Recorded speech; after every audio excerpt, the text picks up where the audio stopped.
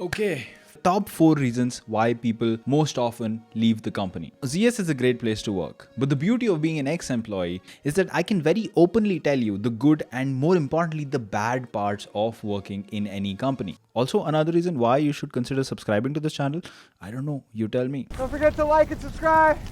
Getting right into it, with the top reason why people leave the company is the fact that pharma consulting is very niche. Now, ZS is a great place to work, and that's not my opinion. They literally have gotten awards multiple times saying that it's a great place to work. But one of the reasons why that is so is because ZS is a domain expert in a very small niche of American pharmaceutical consulting. And because they have been doing so well ever since their inception, they're able to command very high prices for their services and consequently create an amazing environment for their employees. But have you ever seen that meme which says, "You either die a hero or you live long enough to see yourself become the villain"?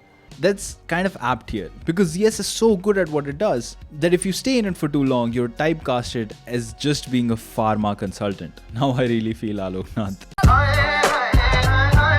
But it's true. I've mentioned earlier that ZS has a very high attrition, and one of the reasons why is because people don't want to stay long enough to be typecasted as an American pharmaceutical consultant and nothing else, because that makes it very difficult for you to get jobs anywhere outside the firm. Now, yes, ZS does have a beyond pharma vision, which aims to expand its consulting experience in industries that are not just pharmaceutical. But the thing with that is, it's only going to really start impacting the employees in at least 5 years. And beyond pharma, at least now, is a very small portion of the entire ZS consulting portfolio. And yes, I'm sure it'll expand in the coming years, but that only benefits you when one, you actually get to work in it, which is not always the case, and two, ZS actually gets as good in it as it is in pharmaceutical consulting, both of which are things that we can't always predict. But reason number 2 is work-life balance. Now, the internet is filled with people ranting on bad work-life balance in ZS. I've talked about it before, and on principle, I don't want to keep talking about how work-life balance in the firm is bad. Even though it's clickbaity and you guys are gonna come and only ask me that and give me views, I don't want to do it. I don't want to tell you that I used to work 10 to 12 hours a day, 6 months at a time. I don't, okay? I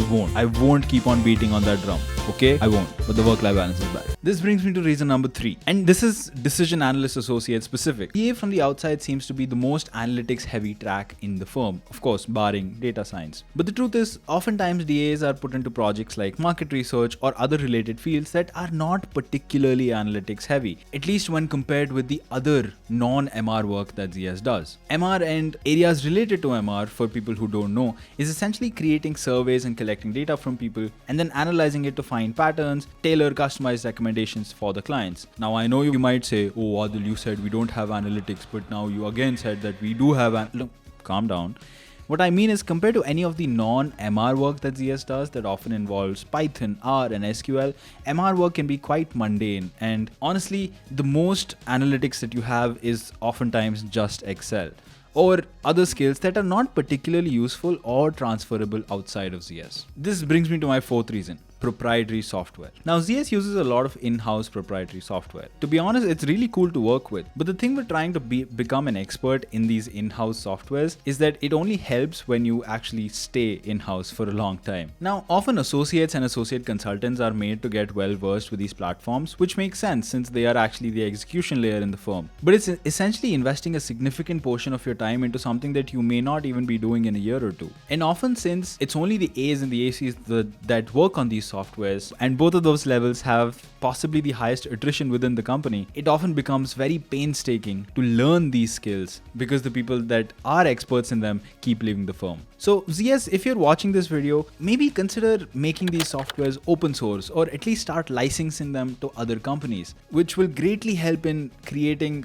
larger resources to help people with debugging, onboarding, and just customer service all around. But this brings me to my last reason, which is the fact that ZS really values in-house experience. The fact that the real benefit of being part of ZS really starts when you're a manager or above. Now, don't get me wrong, joining ZS as an associate is a great opportunity. But what I'm talking about here is very nuanced, granular internal workings of the firm that you should only consider once you have a bunch of different options in your hand and just keep in the back of your mind once you're entering this domain. After you become a manager or above, you really get an immense amount of freedom. The choice to explore new work streams, get get more business for the firm, or even work on improving internal initiatives. Which is why staying in ZS long term is very, very lucrative. But this often means effectively giving up your 20s and 30s to the grind to actually get there, which is usually why people choose to skip that and either go abroad or get an MBA to directly jump to these higher level roles. So